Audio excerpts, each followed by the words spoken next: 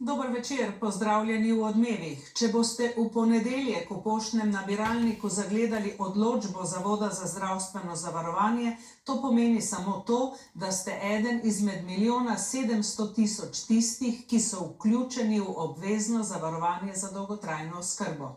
Z novim letom bodo začela veljati prva določila novega zakona o dolgotrajni oskrbi, od poletja 2025 pa bomo morali plačevati nov obvezni prispevek. Na Ministrstvu za solidarno prihodnost upajo, da bo novi zakon rešil tudi hudo kadrovsko stisko v domovih za starejše.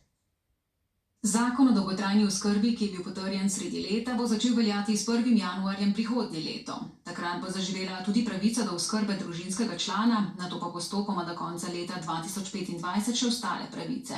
Povedano drugače.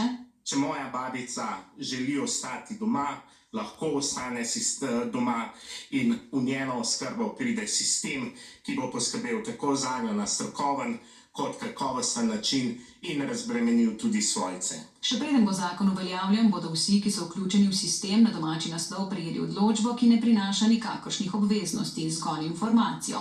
V Sloveniji po nekaterih ocenah vsaj 60.000 ljudi že danes potrebuje dolgotrajno oskrbo, v prihodnosti bo številka še višja. V domovih za starejše trenutno primanjkuje 3.600 zaposlenih. Kadrovska problematika domov za starejše je res huda. Večina domov se sooča s to problematiko in tudi to je glavni razlog, da so posamezni domovi že zaprli svoje oddelke, oziroma ne sprejema več novih stanovalcev, koliko 1000 mest je v tem trenutku v praznih domovih. Kadrovska stiska je posledica več dejavnikov. Težava je tudi v tem, da je neustrezno plačilo. Več kot polovica zaposlenih v slovenskih domovih ima osnovno izhodišče nižje od minimalne plače, kar pomeni, da se ne doplačuje do polne plače. V bistvu težava je še v tem, da so obstoječi kadrovski normativi, ki so zdaj pač v veljavi, neustrezni, zastareli in v bistvu domovom onemogočajo, da sprejemajo stanovalce, ki imajo zahtevnejše zdravstvene probleme. V skupnosti socialnih zavodov in društv Srebrna nit sicer pozdravljajo sprejetje novega zakona o dolgotrajni oskrbi, a hkrati opozarjajo, da je le ogrodje. Ključni pa, da so vsi podzakonski akti in pravilniki, ki bodo sprejeti naknadno. Že zdaj pa, da se ukrepi sprejemajo prepočasi. Dober večer, spoštovana gosta, gospod minister Simon Maljevac in generalna direktorica Zavoda za zdravstveno zavarovanje, doktorica Tatjana Mlakar. Torej, kakšna bo vsebina odločbe, ki jo bo v naslednjih tednih, dnevih okoli 1.700.000 oskrbovancev dobilo na svoje domove?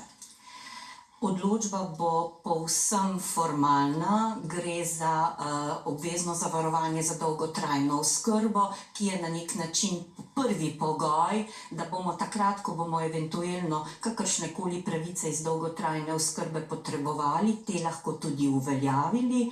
Obvezno zavarovanje za dolgotrajno oskrbo osebe lahko pridobijo z 18. letom pod pogojem, da so že sedaj obvezno zavarovane za zdravstveno zavarovanje, za bolezen, za poškodbe izven dela, eventualno pa tudi osebe mlajše od 18 let, če so v delovnem razmerju in z tega vidika zavarovane. Torej, mi bomo od ponedeljka 13. novembra letošnjega leta začeli distribuirati odločbe, ugotovitvene odločbe, s katerimi smo na dan 3. avgust letošnjega leta, ko je začel veljati ta zakon, ugotavljali lastnost zavarovanja osebe za dolgotrajno. In iz njih torej ne izhaja nobena dolžnost, opravek, nič? Ne, iz njih ne izhaja nobena dolžnost in opravek je samo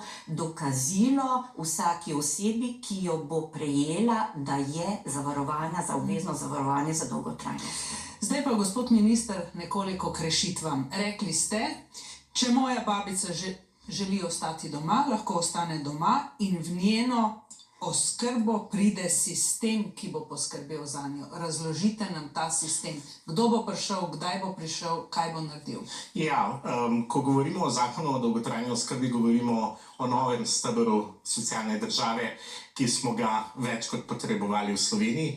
Če grem na konkreten primer, da poskušam najbolj plastično prikazati. Prosim. Torej, moja babica se bo v prvem koraku obrnila na Center za socialno delo, tam bodo z njo upravili razgovor in na podlagi razgovora bo ocenjeno, koliko dolgotrajne oskrbe, koliko ur dolgotrajne oskrbe ji pripada, in na podlagi tega se bo potem naredil osebni načrt glede na pravice, ki izvirajo iz dolgotrajne oskrbe. Torej, babica, če bo uvrščena v 4., 5. kategorijo, se bo lahko odločila, da gre v dom za starejše in bo tam.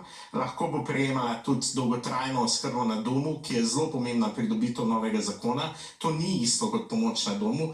To pomeni, da bo storitve, naprimer fizioterapije, delovne terapije in podobnega, ta oseba prejemala na domu. Torej, prišli bodo na dom v obsegu ur, ki so bile dodeljene, in se bo izvajalo na domu.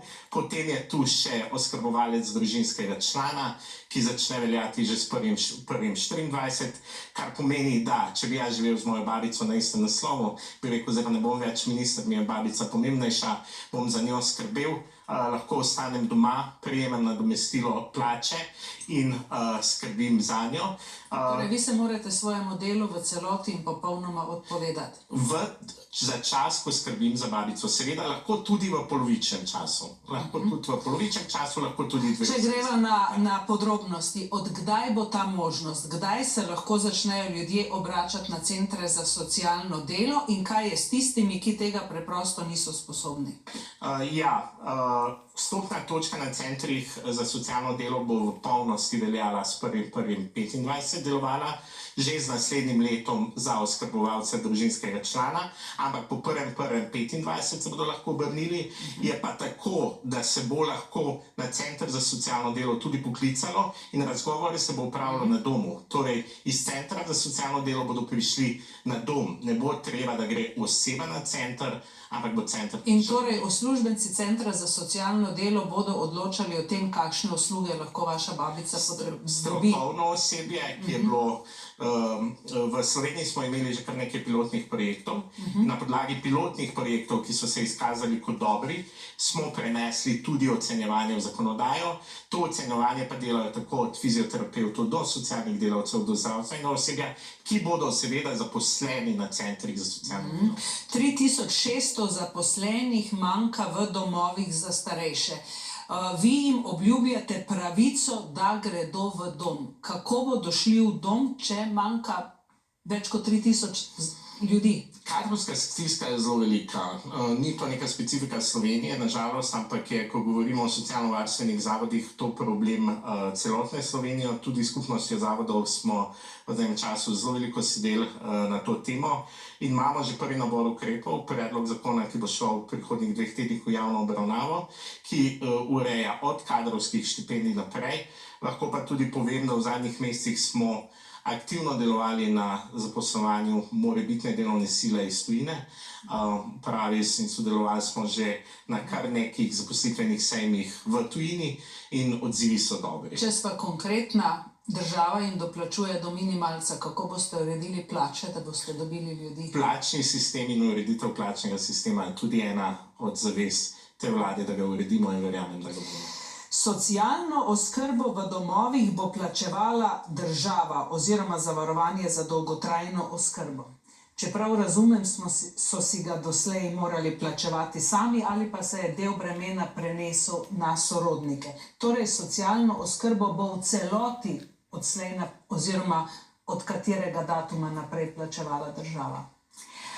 Država je v zakon zapisala med drugim tudi tako imenovano proračunsko varovalko, s katero bo financirala manjkajoča sredstva do takrat, ko bo uveden prispevek za dolgotrajno oskrbo. Tako da z tega vidika ocenjujemo, da so sredstva za vse odhodke, stroške, ki bodo nastali postopoma, ker se bodo pravice postopoma uveljavljale, zagotovljeni. Iz prispevka bo pokrita socialna oskrba, ne pa njen hotelski del. Kaj to praktično pomeni? Tu gre za vsebino iz področja pravic, ki jih bo razložil Gospod minister, Ja, izvolite. mogoče pojasnim. To pomeni, da če bi bil jaz v domu za starejše, plačam za namestitev, torej za posteljo, za hrano, kar se tiče pa dela socialne oskrbe, bo zdaj krita iz tega zavarovanja. To je tisti del, ki ga trenutno se plačuje iz lastnega žepa. Ampak oprostite, zdaj ne razumem popolnoma.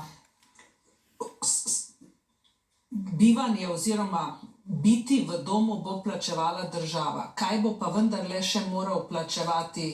Plačevati bo moral hrano in nastanitev, torej posteljo kot tako, plus hrano. Vsa segment oskrbe, tako socialne in zdravstvene oskrbe, bo pa krit iz zavarovanja o dolgotrajni oskrbi in zdravstvenega zavarovanja. Kaj se v bistvu z tem zakonom, ki bo začel čez poldrugi mesec veljati, spremeni za sedanjih 630 000 upokojencev oziroma uživalcev pokojnin? Končno bodo vedeli, katere so tiste pravice, ki jim pripadajo, omogoča jim tudi možnost izbire, torej da bo vsak imel možnost iz palete pravic skupaj s svetovalcem narediti oseben načrt. To pomeni iz posamezne situacije, katere so tiste storitve, ki bodo meni omogočale čim boljšo kvaliteto življenja. Srečno zakonu na potu dobro vseh starejših in vseh, ki bodo to potrebovali. Hvala lepa. Hvala. Predsednica države